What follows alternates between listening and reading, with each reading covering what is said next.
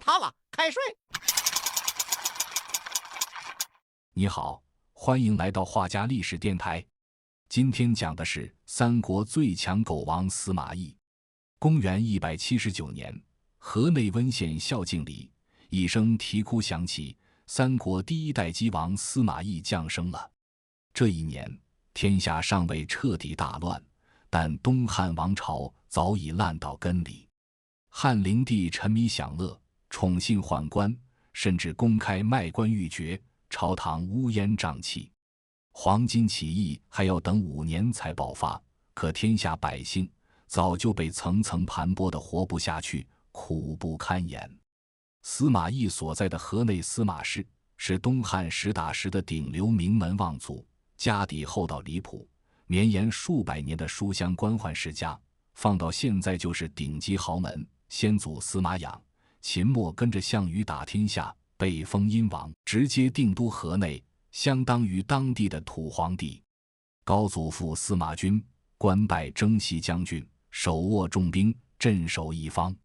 曾祖父司馬良任豫章太守，一方父母官。祖父司馬浚颍川太守，管着富庶之地。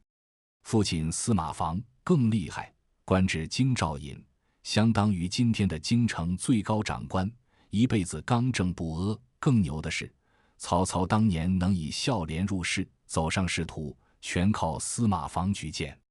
年少的司馬懿和其他豪門子弟一樣，每天讀書、習武、學禮儀，接受的是當時最頂尖的教育。但他從小就和別人不一樣，沉穩內斂，早熟得可怕，眼裡藏着遠超同齡人的見識。大哥司馬朗是當時聞名天下的神童，名氣比他大得多，走到哪兒都被人追捧。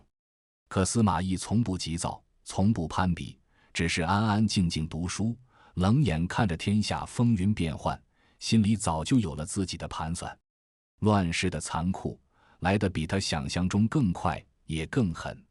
公元184年，司馬懿5歲，黃巾起義爆發，百萬流民投過黃巾，奮起反抗。東漢朝廷徹底失去對天下的掌控，名存實亡，天下從此進入諸侯割據、戰火紛飛的亂世。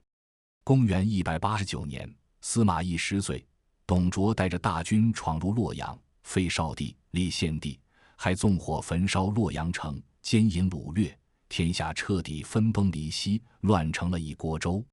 河內地處中原腹地，緊挨着洛陽，每天都有逃不完的流民，過境的亂兵。司馬懿從小就見慣了亂世的殘酷，人命輕如草芥，諸侯個個狠如豺狼，所謂的仁義道德在亂世裡一文不值。他早早看透了一個道理，亂世之中，保全自身，存續家族才是唯一的生存法則。這一點他和諸葛亮截然不同。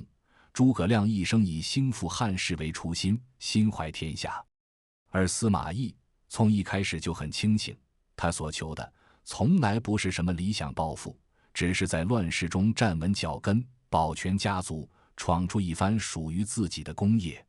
公元190年，司馬懿11歲，董卓挾持漢獻帝西遷長安，司馬防作為朝廷大臣，被迫隨行。大哥司馬朗臨危受命，帶着全家倉皇逃難，一路上數次遭遇亂兵，險些喪命。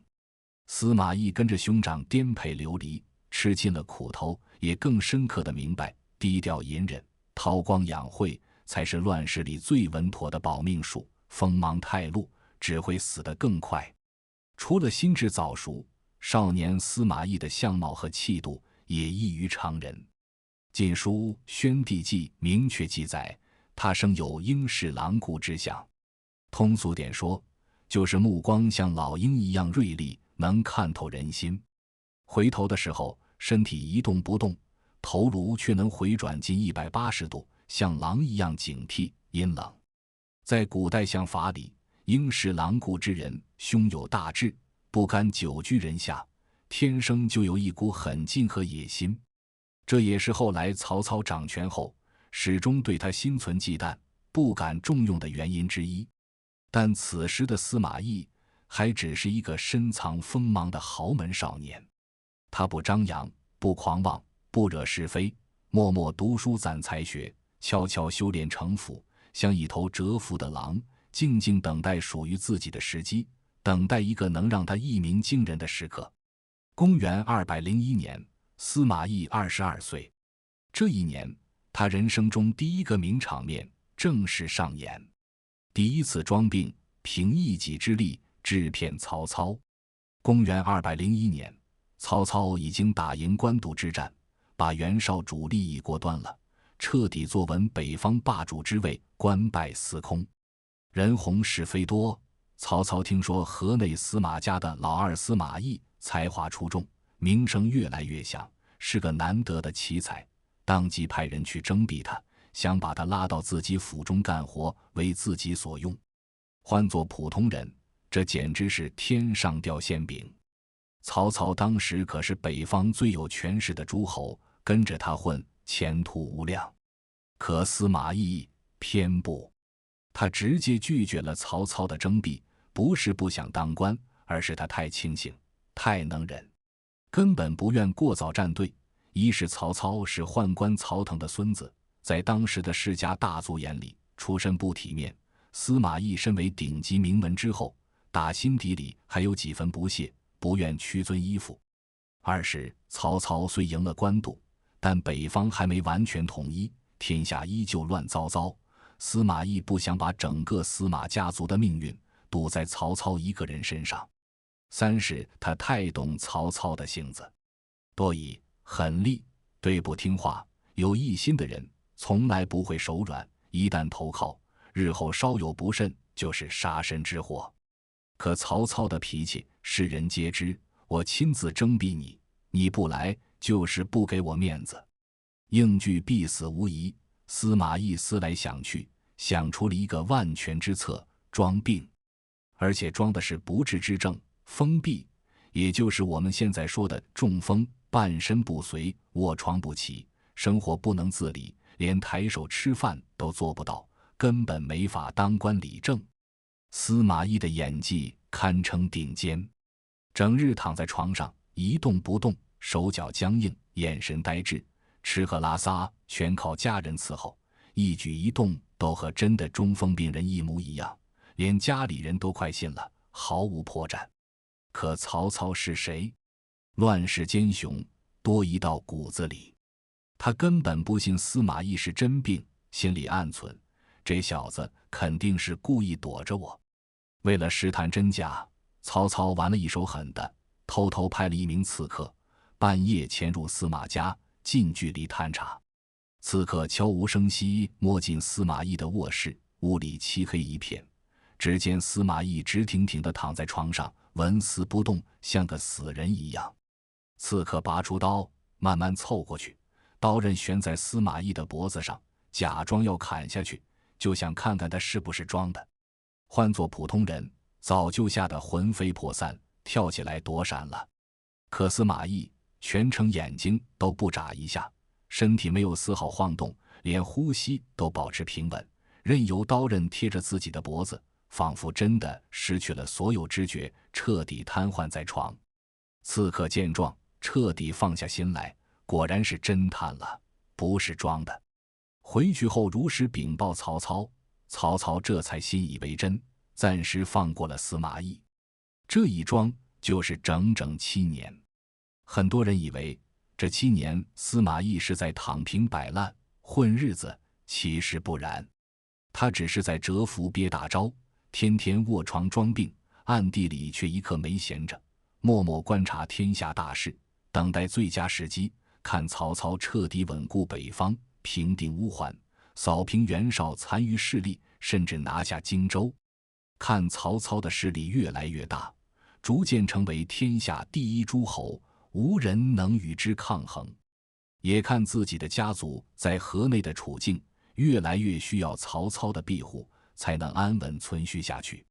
他心裡比誰都清楚，自己不可能裝一輩子病，曹操早晚還會再来找他。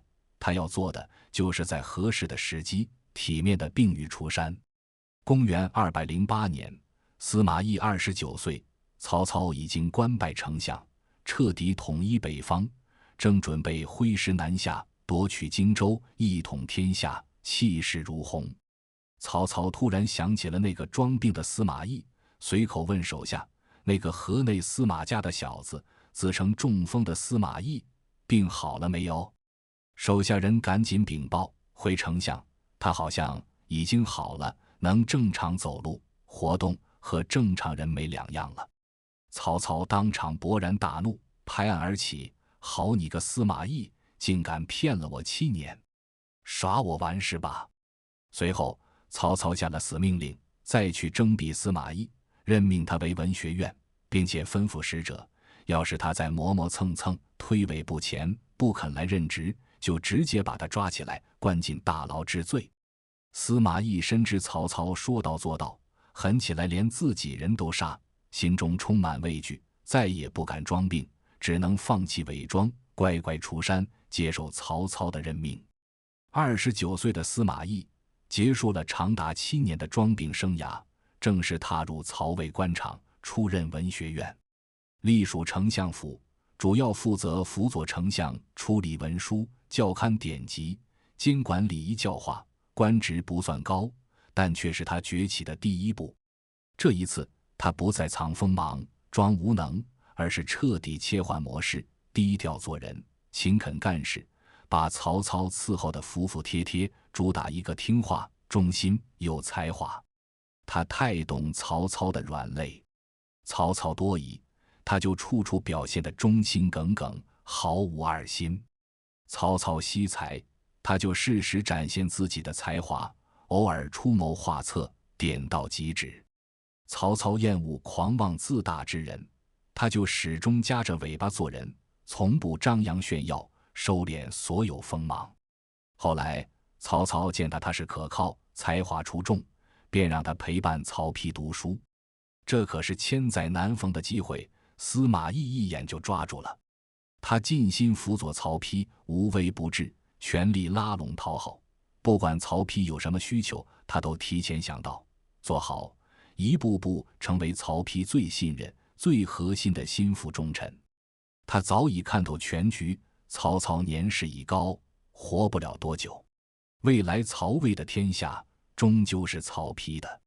這一步棋，司馬懿走得又穩又準，看似被動出山，屈居人下，實則早已為自己日後的崛起埋下了最重要的伏筆，屬於他的時代才剛剛開始。有一次，曹操派司馬懿處理事務，司馬懿辦妥後轉身就走，剛走幾步，曹操突然開口喚道：“仲達、留步！”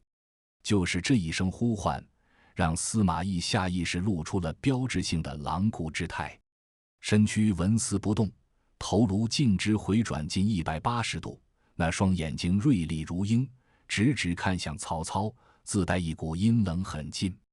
曹操當場就驚出一身冷汗，後背發涼。他太懂相術了，這應是狼顧之相，絕非甘居人下之人。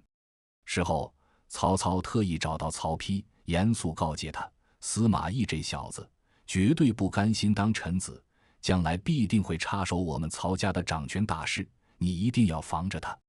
可曹丕早就被司馬懿哄得團團轉，對他深信不疑，當即就為司馬懿遮掩。父親放心，司馬懿忠心耿耿，一門心思幹活，絕不會有二心。曹操半信半疑，但心底的忌惮再也沒消散過。此後，不管司馬懿多勤懇，曹操只敢讓他做文職、參謀類工作，管文書，出主意，始終不肯授予他一兵一卒的兵權，生怕他擁兵自重。司馬懿何等精明，一眼就看穿了曹操的提防。他沒有抱怨，反而行事愈發低調隱忍，直接把夾着尾巴做人刻進骨子裡，日夜勤勉辦公，連雞毛蒜皮的雜物都親力親為，不偷懶，不敷衍，從不妄議朝政，不私下結交外臣，不發半句狂言，收斂所有鋒芒。對曹操畢恭畢敬，俯首帖耳，連一絲名門子弟的傲氣都不敢露。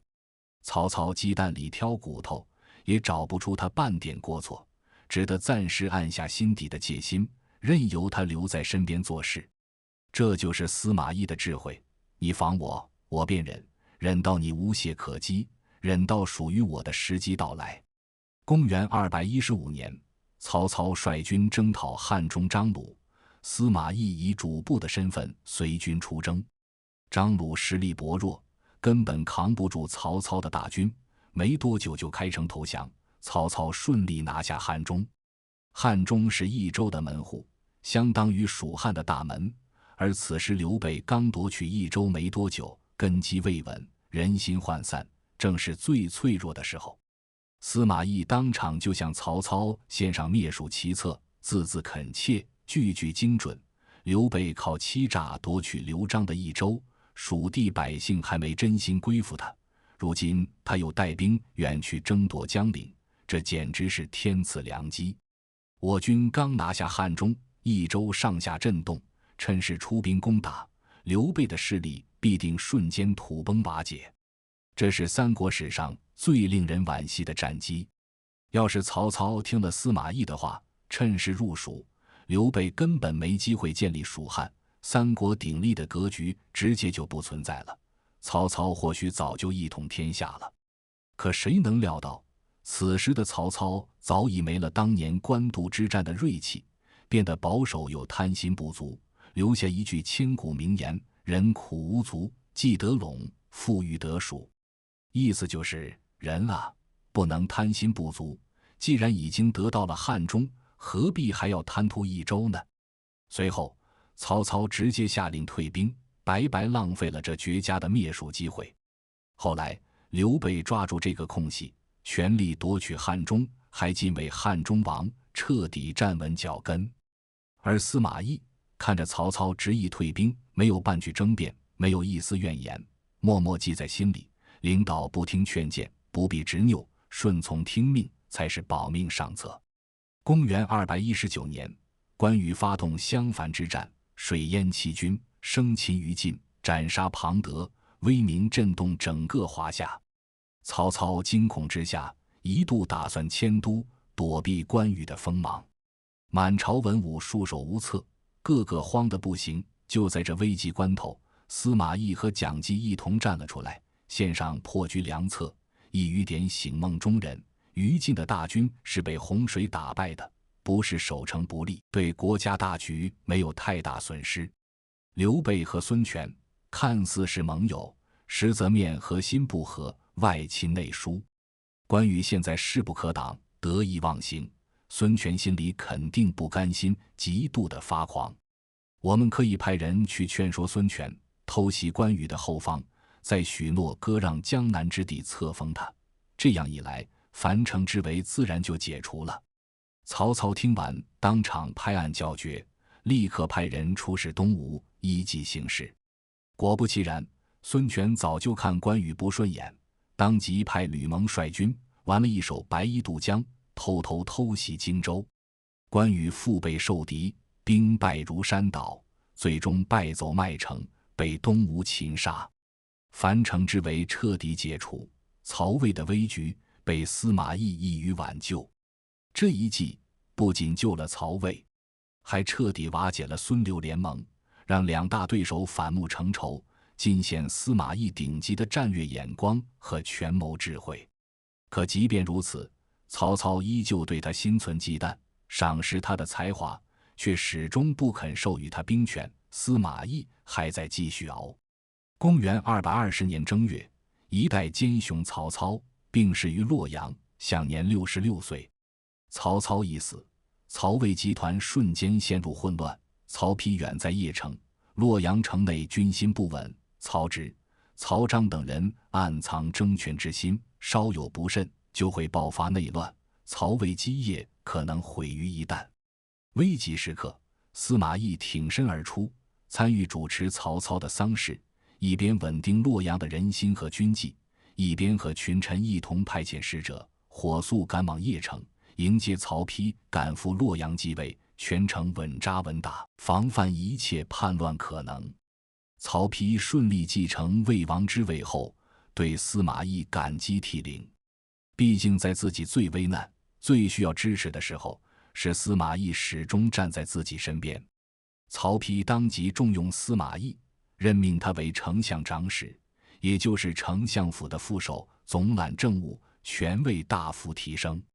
這一年，司馬懿41歲，他隱忍了整整12年，熬過了曹操的百般提防，熬過了寄人籬下的壓抑，終於熬出了頭。同年10月，曹丕篡漢稱帝，建立曹魏政權，定都洛陽，史稱魏文帝。司馬懿憑借定策擁立的大功，成為曹魏的開國元勳，仕途從此一飛沖天，再也不是那個只能夾着尾巴做人、無權無勢的參謀。屬於司馬懿的時代正式拉開序幕。曹丕稱帝後，對司馬懿信任到了極點。公元220年，任命司馬懿為尚書，不久轉督軍，御史中丞，封安國鄉侯。公元221年，升任侍中、尚書右仆射，位居副宰相。公元224年，升任辅军将軍，假節，录尚書事，正式涉足軍政大權。公元225年，曹丕親自率軍伐吳，命司馬懿坐鎮許昌，對內安撫百姓，對外供應軍需，相當於曹魏大後方的最高負責人。曹丕甚至親口對司馬懿說：“我率軍東征，西邊的事全交給你；我西征，東邊的事全交給你。”這是帝王對臣子的最高信任，堪比當年劉邦對蕭何。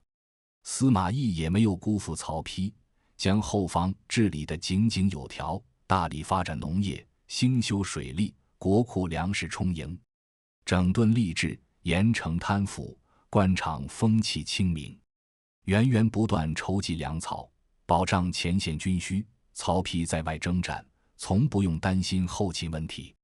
曹丕常讚嘆：“仲達，你就是我的蕭何。”這6年，司馬懿從文官一路躋身軍政要職，既執掌行政、財政、人事大權，又以輔軍將軍身份涉足軍旅，把曹魏的朝堂格局、民心根基、後勤體系摸得一清二楚。他心中清楚，屬於自己掌兵建功的機會很快就要来了。公元226年5月，曹丕病重，年僅40歲。臨終前，他召司馬懿、曹真、陳群、曹休4人入宮，共同輔佐太子曹睿，也就是後來的魏明帝。曹丕拉着曹睿的手，鄭重叮囑：有兼此3公者，慎勿疑之。這裡的3公指曹真、陳群、曹休3人，意思是這3位重臣，你絕對不能有半點懷疑。曹丕駕崩，22歲的曹睿順利繼位。這一年，司馬懿47歲，成為曹魏4大輔政大臣之一，正式踏入權力最核心圈層。4大輔政之中，曹真、曹休是曹魏宗室，手握重兵；陳群是文官之首，主掌政務；唯有司馬懿文武兼備，既精通治國理政，又深通謀略算計。他也看得明白，曹睿比曹丕更英明，也更多疑，自己必須繼續隱忍蟄伏，靜待獨掌兵權的最佳時機。而這個機會果然很快就送上門來了。曹丕剛一駕崩，孫權就趁曹魏政局動盪，撿軟柿子捏，大舉出兵攻打江夏、襄陽，想趁亂撈好處。魏明帝曹睿當即下旨，任命司馬懿為驃騎將軍，駐守宛城，都督荊州、豫州2州軍事，全權負責抵擋東吳大軍。這一年，司馬懿47歲，盼了10幾年的掌兵機會終於來了。他憋了半輩子的鋒芒，再也藏不住了。司馬懿率軍火速迎戰，一戰就擊退東吳大軍，當場斬殺吳將張霸，斬獲敵軍首級1000餘騎。曹睿又驚又喜，徹底放下心來，從此把西線兵權穩穩交到司馬懿手裡，再也不依他半分。公元227至228年，新城太守孟達反了。孟達本是蜀漢降將，曹丕在位時颇受重用，可曹丕一死，他就覺得自己失勢，暗中勾結諸葛亮，打算叛魏歸蜀。他還暗自得意，篤定司馬懿不敢輕舉妄動。司馬懿遠在宛城，距離新城足足1200里，就算他想平叛，也得先上表請示洛陽，等皇帝批复下來，至少要1個月。於是孟達徹底放鬆戒備，整日飲酒作樂，歌舞升平，連守城的心思都沒有。可他嚴重低估了司馬懿的果決和狠戾。司馬懿得知孟達叛亂，直接定下計策，兵貴神速，先斬後奏。他根本沒有上報洛陽請示，當即下令大軍日夜兼程，背道而進，一天奔襲200里。僅僅8天，司馬懿就帶着大軍從宛城殺到了新城城下。孟達在城樓上望見密密麻麻的魏軍，當場驚得魂飛魄散，目瞪口呆，驚呼出聲：“我剛起事才8日，大軍就已至城下，何其神速也！”驚惶之下，孟達倉促守城，可早已軍心大亂。司馬懿圍城僅16天，孟達的外甥鄧賢、部將李輔就扛不住壓力，開城投降。司馬懿入城後，當場斬殺孟達，將他的首級送往洛陽示眾。一場蓄謀已久的叛亂，就這樣被他以雷霆之勢徹底平定。這一戰盡顯司馬懿頂級軍事家的本色，決斷如鐵，行軍如飛，出手狠厲，不動則已，一動便直取要害，從此名聲大振。公元231年，魏太和5年，諸葛亮發起第4次北伐，率蜀軍出祁山，還用木牛運糧，大舉攻魏，西線戰局告急。此時曹魏大將軍曹真病重，根本無力主持西線戰事，朝野上下無人能擋諸葛亮的鋒芒。曹睿急得團團轉，當即召來司馬懿，直言托付：西邊的戰事只有你能穩住。司馬懿隨即調任西線主帥，鎮守長安，統領關中所有軍隊。這一年，司馬懿52歲，諸葛亮50歲，三國2位頂級謀略家終於在戰場正面相逢。司馬懿一眼就看透了戰爭的本質，定下清晰又冷靜的戰略，堅壁拒守，以逸待勞。他太懂雙方的短板和優勢。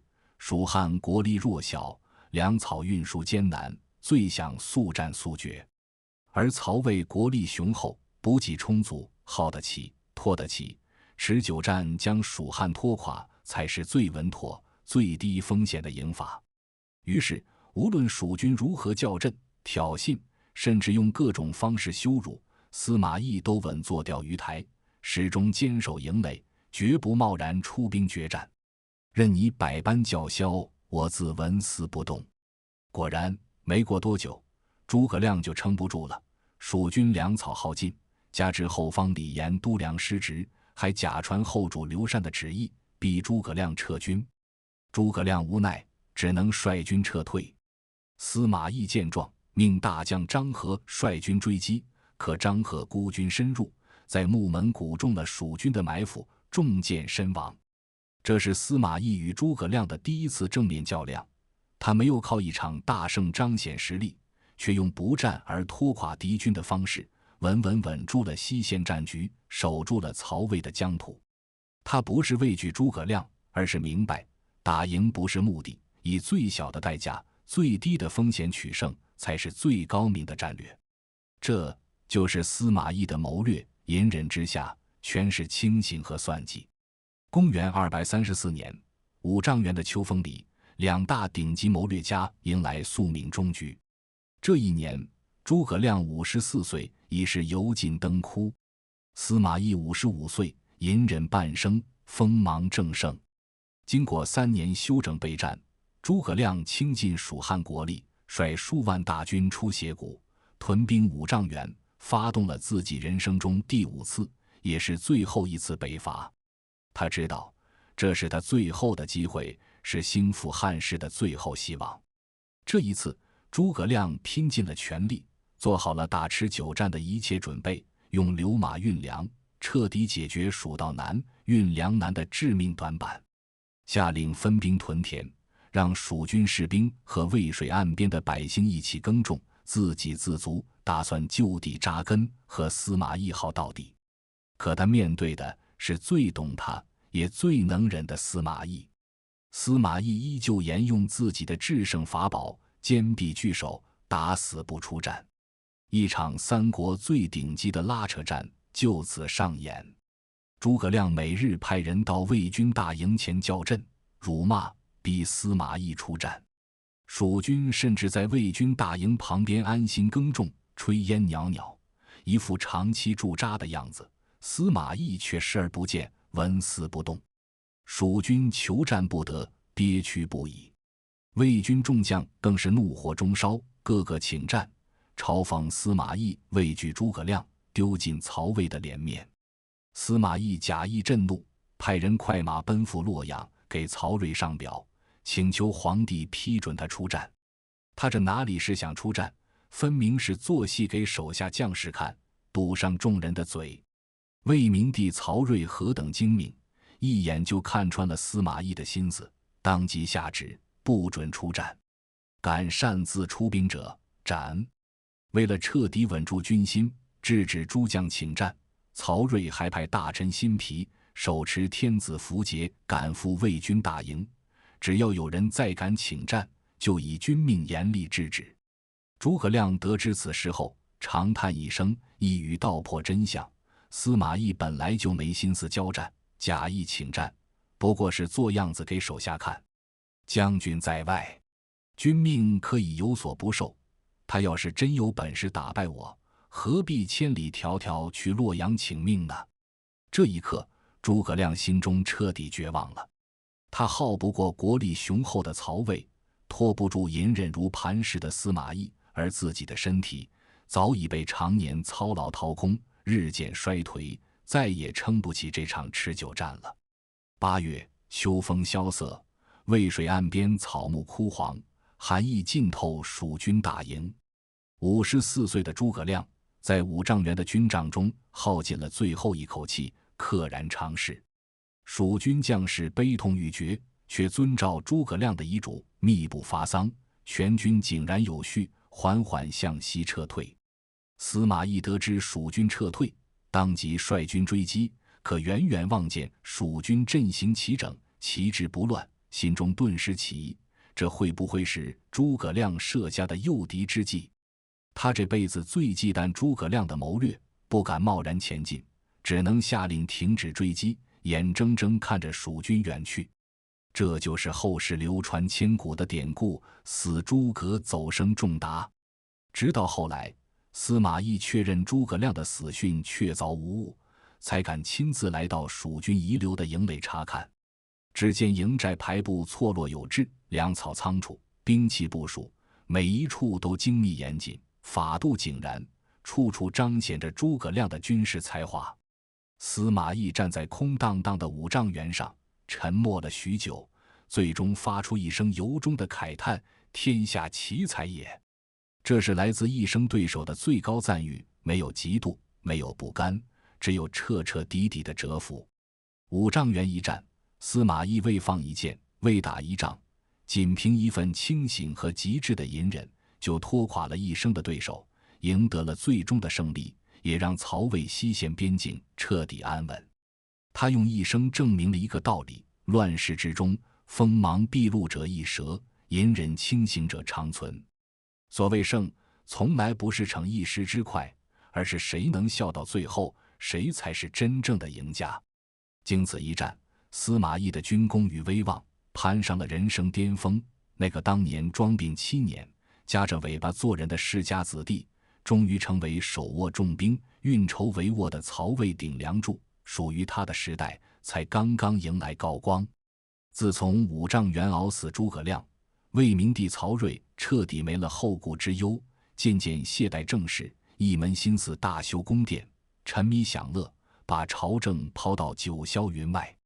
可司馬懿不一樣，他依舊低調沉穩，駐守關中，不驕不躁，從不懈怠，勸課農桑，興修水利，讓關中百姓安居樂業，糧草充盈，整軍備戰，訓練士卒，牢牢守住曹魏西線門戶，活成了曹魏最靠譜的定海神針。就在朝野一片安逸時，北方突然爆發出大麻煩。公元237年，遼東太守公孫淵起兵造反，直接自稱燕王，還暗中勾結東吳，頻頻侵擾曹魏邊境，成了曹魏的心腹大患。曹睿慌了神，趕緊急召司馬懿回京，當面問他平定遼東需要多久。此時的司馬懿早已不是當年那個夾着尾巴做人的參谋，而是功高蓋世、運籌帷幄的主帥。他胸有成竹，脫口而出一句封神預判：去100日，緩100日，攻100日，休息60日，1年足矣。一句話盡顯底氣，曹睿當場放下心來，全權托付平叛大事。公元238年正月，59歲的司馬懿親率4萬步騎大軍從洛陽出發，千里遠征遼東。這一戰是他繼五丈原之後又一場封神之戰，也是他鐵血狠戾一面的徹底爆發。公孫淵得知司馬懿率軍而來，早有準備，派重兵駐守遼燧，構築起堅固的防線，企圖憑借地勢死死阻擋魏軍前進的腳步。他以為這樣就能拖垮遠征的司馬懿，可他太小看司馬懿的謀略了。司馬懿一眼就看穿了他的心思，根本不與敵軍糾纏，直接使出聲東擊西之計。表面上派軍隊猛攻遼燧防線，吸引公孫淵的注意力，暗地裡卻親率主力悄悄繞過遼燧，直奔公孫淵的老巢襄平。公孫淵得知消息，當場大驚失色，才知道自己中了計，急忙下令撤軍回援襄平。可他沒想到，司馬懿早已在半路設下埋伏，就等他自投羅網。兩軍相遇，魏軍伏兵四起，遼東軍大亂，被司馬懿打得大敗而歸。公孫淵帶着殘兵狼狽逃回襄平，司馬懿順勢率軍包圍襄平城，將公孫淵困死在城中。就在司馬懿圍城之際，天降大雨，遼水暴漲，洪水漫過河岸，給魏軍攻城帶來了極大的困難。但司馬懿絲毫不慌，反而借水陸之便運送糧草，讓魏軍糧草充足，得以安心圍城。這一圍就是整整3個月。雨停之後，司馬懿再也不拖，下令全軍晝夜猛攻，堆土山，挖地道，用冲車撞擊城門，各種攻城之法盡數施展。襄平城被打得搖搖欲墜，城中糧草耗盡，軍民餓死無數。公孫淵走投無路，只能率軍突圍。可他剛衝出城門，就被司馬懿早已埋伏好的軍隊攔截，當場斬殺。割據遼東48年的公孫家族就此覆滅。攻破襄平後，司馬懿為了震懾遼東殘餘勢力，永絕後患，露出了他最鐵血狠戾的一面，下令將城中15歲以上的男子7000餘人全部誅殺，並將屍體堆積成山，號稱京關，以此警示天下，背叛曹魏者必遭此下場。這一戰，司馬懿一舉收復遼東、代方、樂浪、玄土4郡，徹底解決了曹魏數十年的北方邊患，功績震古烁今。平定遼東的捷報傳回洛陽，曹睿大喜過望，當即下旨為司馬懿增封2縣，11萬戶，他的11位子弟全都被封為列侯。此時的司馬懿功高蓋世，威望無人能及。可誰也沒想到，短短數月後，一直沉迷享樂、身體虧空的曹睿就病危臥床，即將走向人生的終點。此時的他早已無暇顧及對司馬懿的猜忌，只能將曹魏的未來再次托付給這位定海神針。臨終前，曹睿緊緊拉住司馬懿的手，泣不成聲地托付後事：“我病得快不行了，把天下大事托付給你，你和曹爽一起輔佐我的小兒子，能在死前見到你，我死而無憾了。”不久後，曹睿駕崩， 8歲的曹芳繼位，司馬懿與大將軍曹爽共同成為輔政大臣。這一年，司馬懿60歲，再度躋身托孤核心，被任命為侍中、持節、都督中外諸軍事、錄尚書事，全面執掌曹魏軍政大權，看似站在了權力頂峰，實則危機四伏。曹爽是曹魏宗室，大將軍曹真的兒子，說難聽點，就是個草包富二代，資質平庸，胸無謀略，可野心卻大到能吞下整個曹魏。初期，曹爽深知自己比不上司馬懿的威望和能力，對司馬懿畢恭畢敬，大小事務都登門請教，裝得一副虛心求教的樣子。可沒過多久，在手下親信何晏、鄧陽、丁密等人的挑撥慫恿下，曹爽的野心徹底暴露，開始處處排擠、架空司馬懿，一心想獨攬大權，做曹魏的實際掌權人。公元247年，洛陽城內，曹爽玩了一手明升暗降的陰招，他奏請小皇帝曹芳尊司馬懿為太傅，聽起來是尊貴的皇帝老師，實則是個沒半點實權的虛職。借着這個名頭，徹底剝奪了司馬懿的兵權和政權。奪權後的曹爽徹底放飛自我，獨斷專行，胡作非為，把朝堂攪得烏煙瘴氣。一、任用親信黨羽，把朝堂要職全換成自己人，全面把控朝政。二、軟禁郭太后，把她遷到永寧宮，隔絕她和小皇帝的聯繫，肆意欺壓年幼的曹芳，獨攬話語權。三、生活驕奢淫逸，揮霍無度，大肆搜刮民脂民膏，把國庫耗得底朝天。四、早在公元244年，他就貿然率軍攻打蜀漢，結果在興市之戰中大敗而歸，損兵折將，把曹魏的國力耗得元氣大傷。滿朝文武看在眼裡，恨在心裡，可曹爽權勢滔天，沒人敢站出來反抗，個個敢怒不敢言，整個曹魏俨然成了曹爽的私人天下。司馬懿把這一切看在眼裡，卻始終不動聲色，沒有爭辯，沒有反抗，仿佛真的老了，慫了。隨後，他主動上書小皇帝，以年老多病、精力不濟為由，請求回家養老，徹底退出朝堂紛爭。沒錯，他又開啟了影帝模式。第二次裝病，這一次比第一次裝瘋避還要逼真，還要絕。他故意裝成重病纏身、行將就木的模樣，頭髮花白，瘦骨嶙峋，連起身都要2個婢女搀扶，穿衣時手抖得厲害，衣服屢屢掉在地上，連最簡單的動作都做不了。口渴想喝粥，侍女端來後，他連碗都端不穩，粥水順着胸口往下流，弄得滿身都是，根本无法順利下咽。說話含糊不清，口齒遲鈍，耳朵也像聾了一樣，別人說什麼都聽不真切。曹爽雖然奪權成功，卻始終對司馬懿心存忌憚，畢竟司馬懿的威望和謀略，他從來都比不上。於是，公元248年，曹爽派自己的心腹李勝前往司馬府探病。此時的李勝即將出任荊州刺史，名義上是來向司馬懿辭行，實則是奉曹爽之命，探查他的病情真假，判斷這個老對手是否還有威脅。司馬懿何等精明，一眼就看穿了他們的心思。他知道這場戲能不能演好，直接決定了自己和家族的生死。於是他把病態演到了極致。李勝見到司馬懿，恭敬地說明自己要去荊州赴任，辭行告別。可司馬懿卻故意歪着腦袋，裝作沒聽清，含糊地問：“你要去兵州？”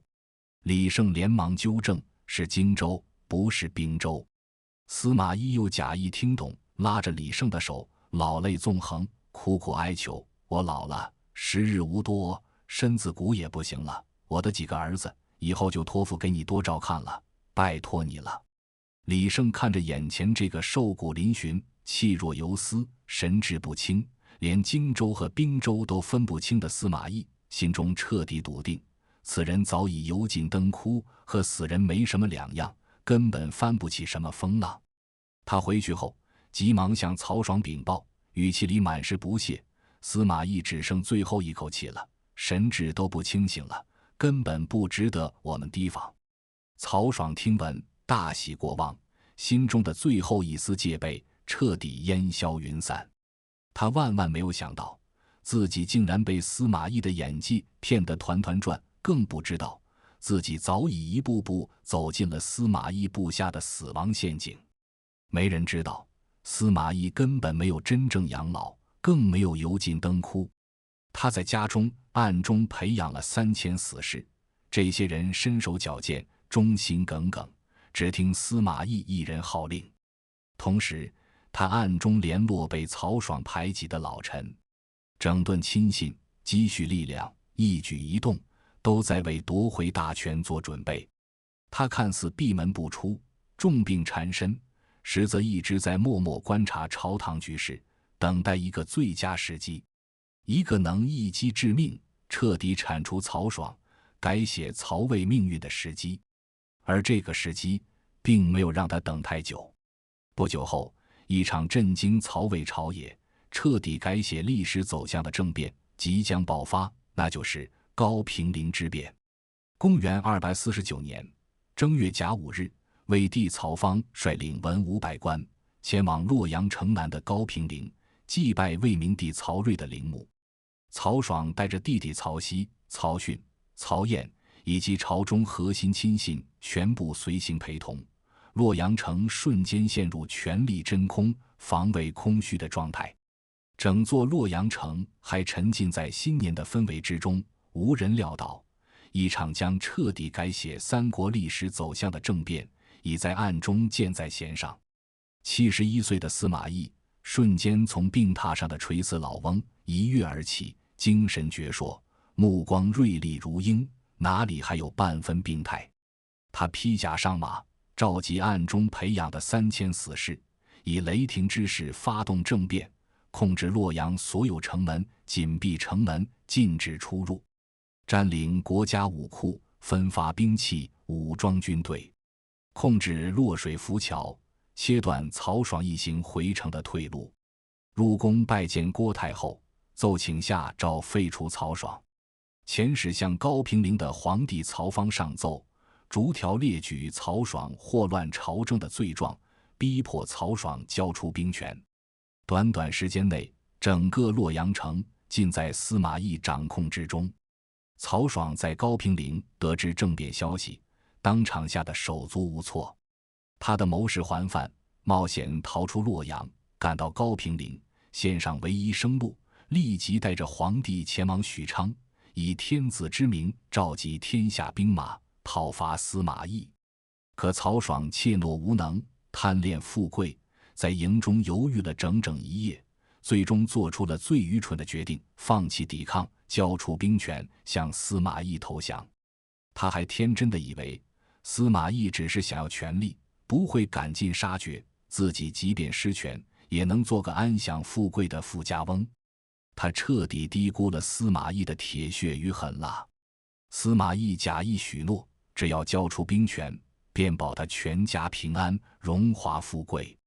曹爽信以為真，放下武器，返回洛陽。